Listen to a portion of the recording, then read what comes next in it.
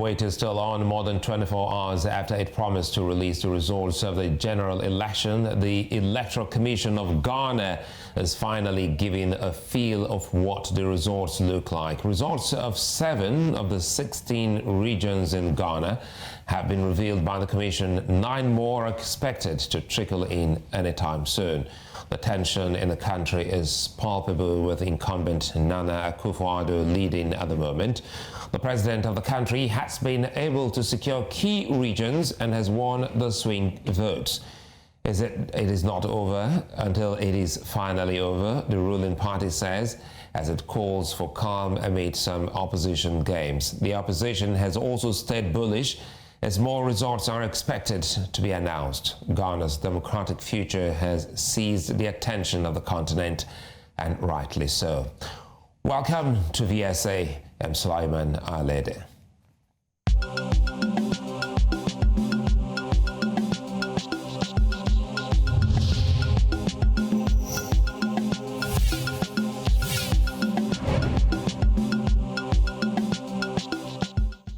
After it promised to reveal the results of the presidential election in 24 hours, the Electoral Commission of Ghana has apologized for the lateness in announcement. The Commission has blamed unexpected rainfall that happened in most parts of the country for the delay, as the hinterlands were difficult to access while it rained. In robust discussions, the Commission explained the situation encountered to officials of the various political parties and apologized to Ghanaians. The timeline for announcing results has also been extended indefinitely. Results from 14 regions have arrived and 7 have been checked, accepted by the parties involved and declared on the Commission's various social media handles.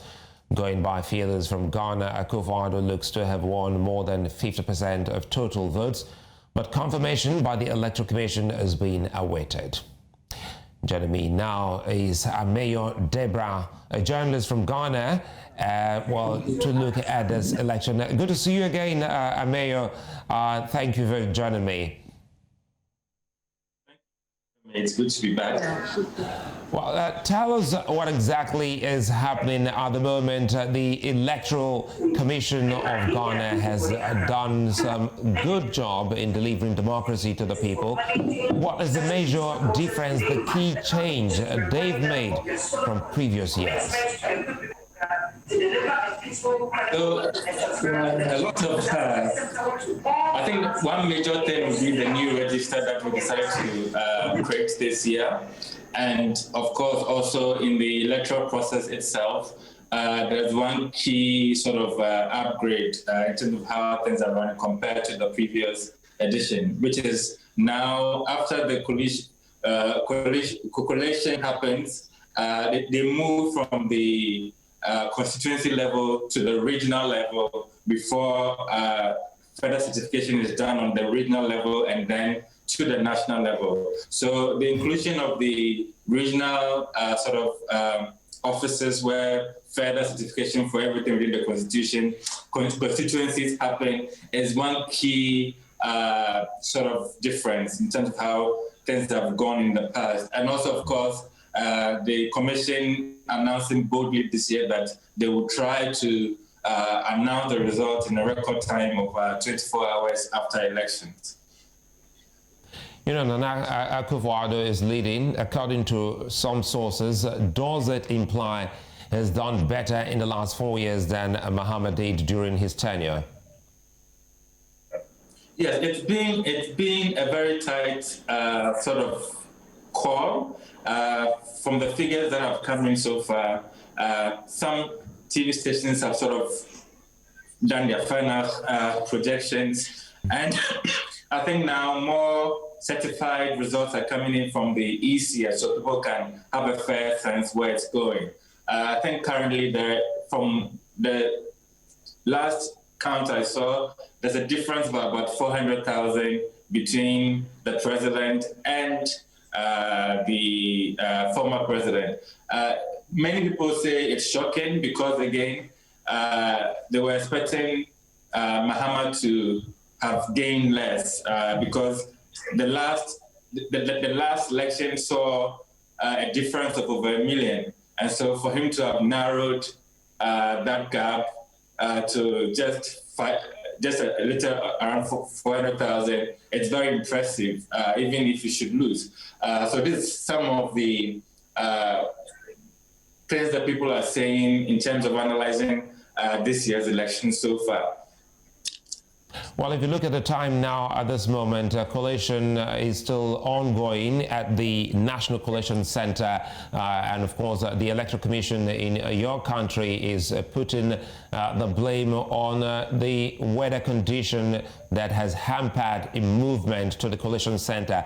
Speak to us more on what the weather was like during the election.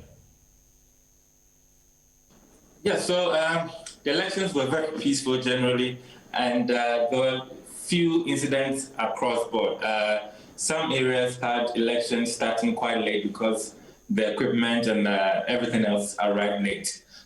Also, rightly so, just like the commissioner said, the regions which experienced a lot of rain at some point, even during the voting process, and so they had to stop at a point and continue later. And so that also delayed the voting in itself. And the rains again continued in some portions. And I think it was particularly difficult to move from part of the hinterlands to more of the cities where the main collations were happening. And so again, there were some of those delays. And again, there were some results that were being contested because people were asking for recounts and all of that. So all of these elements sort of came together to ultimately delay and affect the projected 24 hours within which they had promised to come up with the results. So I think most people understand that it's okay they weren't able to make that promise because they'd rather have a fair and legitimate process than to rush it and make mistakes. So a lot of people fairly understand, and people are also sort of giving them a little bit of a backlash, saying that if they had kept the public informed at every stage, perhaps some of the tensions that we are experiencing would be a little bit minimal.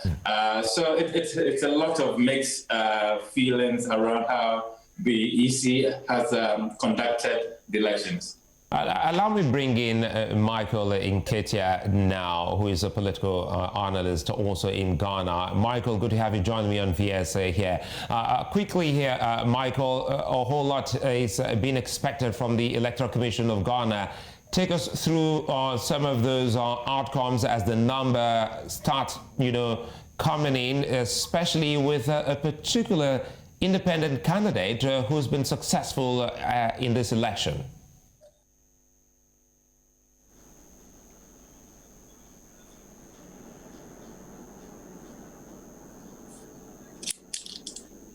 Well, it looks like Michael can't hear us at the moment. We'll get to establish another connection to Michael Nkeita, also in Accra, Ghana. Quickly, I come back to you, Debrah Ameyaw. Some of the things we're looking at in this election is the activities, especially of the parliamentarians and notably independent candidates who's taken part in this election.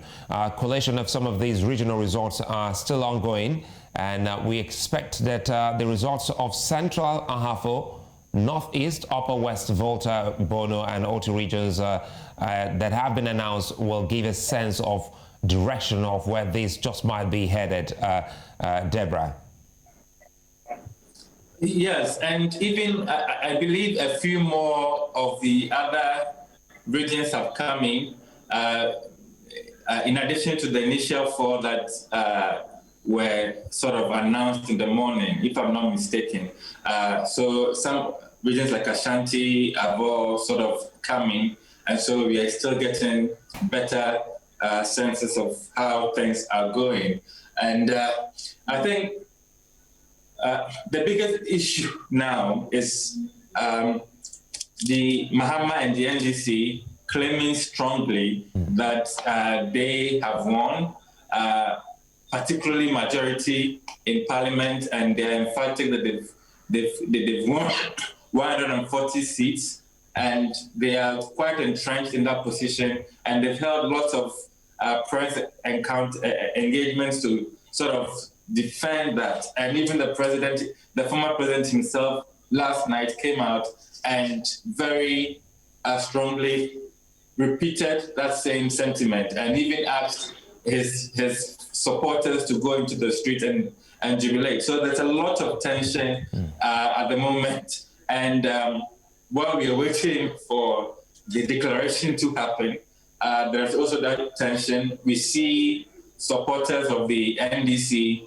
marching to the offices of the Electoral Commission and making all kinds of scenes there. So there's a lot of tension here. While there's celebration in one camp, there's also celebration and some sort of agitation in that camp as well. So we are still waiting to see how everything neutralizes and how the EC will declare the results. All right, Debrah, we'll take a moment. When we return, we'll be looking at some of the numbers already coming in. Other regions in the past that determined winners are the Greater Accra and Western regions, which may have also gone to the NPP. That will be after now.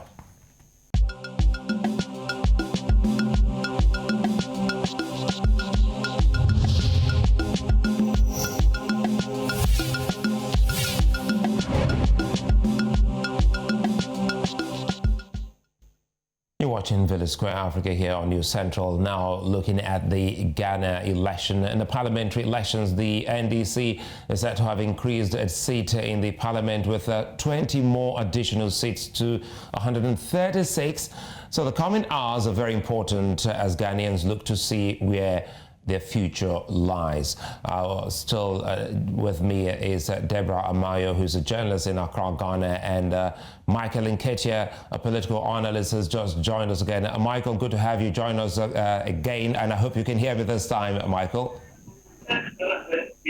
I can hear you very well. Great. Good to know you're back. Now, Michael, we're looking at the figures now, and a particular independent candidate in Ghana has been returned. Speak to us on how this is panning out, and perhaps, who knows, in the coming days, if there are already talks to have him, cross the carpet over to whichever party comes in at the end of the day.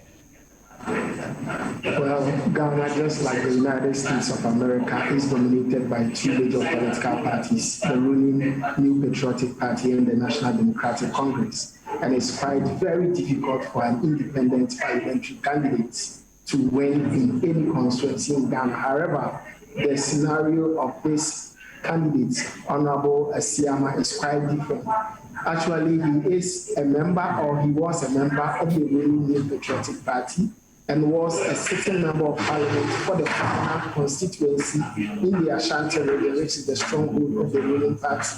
Prior to the party's parliamentary primaries, he had some form of internal party wrangling with the constituency chairman and some constituency executives, and took the bold step not to seek re-election on the ticket of the party, but to contest as an independent parliamentary candidate.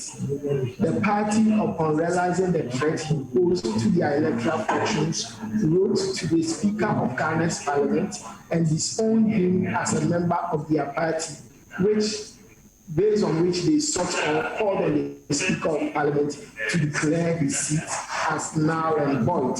It generated a whole lot of constitutional and legal debate whether the party had the right to inform the Speaker to do so, and whether the Speaker also had the right to declare the seat null and void. Based on these scenarios, he still contested as an independent candidate. The President of the Republic went to the constituency and called on electorates to reject him and vote for the NPP's parliamentary candidate. However, it appears he has built a strong network of alliance with his constituents, and based on his perceived developmental interventions in the constituency, they decided to reward him. Although it is a stronghold of the ruling party, they still choose to reward him for his years of service and dedication to them. That is the reason why for the first time in about 16 years, there is an independent candidate in the Ashanti region. And this is not the first time. The current first Deputy Speaker of Parliament, Honorable Joe Osei-Usu, who was also a member of the New Patriotic Party, but lost the party's parliamentary primaries in the Bekwai constituency, was contested as an independent candidate in 2008 and was able to win the seat. So he comes in with a little bit of experience, years of loyalty and service to the ruling New Patriotic Party, and his dedicated developmental interventions in the area were crucial in giving him the victory over the NPP's parliamentary candidates. Well, I think quite an interesting perspective. It shows the power of grassroots governance, showing what the electorates can do even when parties ask that people be rejected at the polls. Now, let me come to you, Debrah. With the way the election has turned out, the delay in announcement of results, as well as the mannerisms of some candidates, what's the situation like in Ghana at this point? Because quite a number of people expected the results to be out by now. Well, yes, people do, and particularly because of the initial sort of promise that it would come out in 24 hours after the elections. But if I'm not mistaken, in 2016, it took us about the same period of time to finally announce it. So this delay is not so unusual, but it's just that because there's a promise that it's coming out in 24 hours, the expectation sort of heightened, and that became the benchmark that we were sort of marking this election by. But for me, I think it's not entirely strange and to our politics. Yeah. Now, Michael, can you give us a breakdown of what the results have looked like so far in Ghana? Where were the areas that tilted the race?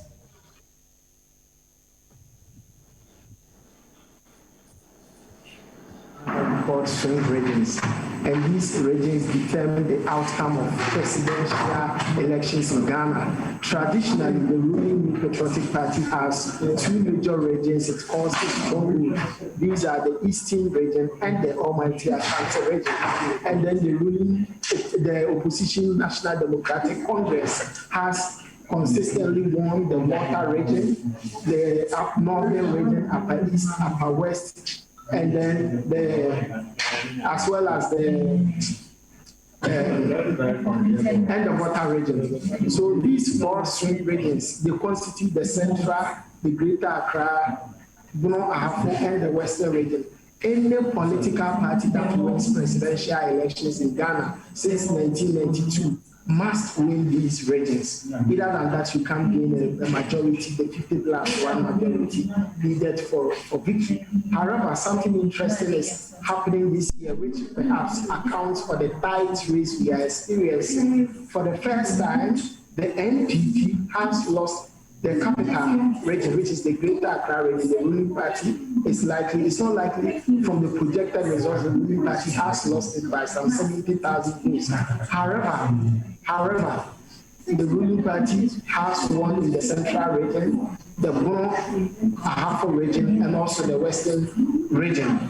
However, we created 6 new regions about 2 years ago. So currently, we have 60 regions other than the 10 regions we've been used to for the past 40, 50 years. And then of the 6 new regions, the New Patriotic Party has historically won in the northern part of the country, which the party has never won there. For the first time, the NPP has won in the northern region, which has never happened so. So whereas the NPP was in the Greater Accra region, which could have contributed for its loss in the presidential elections, it was lucky to have won some votes in the northern part of the country, which culminated in its vote share and is likely to aid President Akufo-Addo to a second term.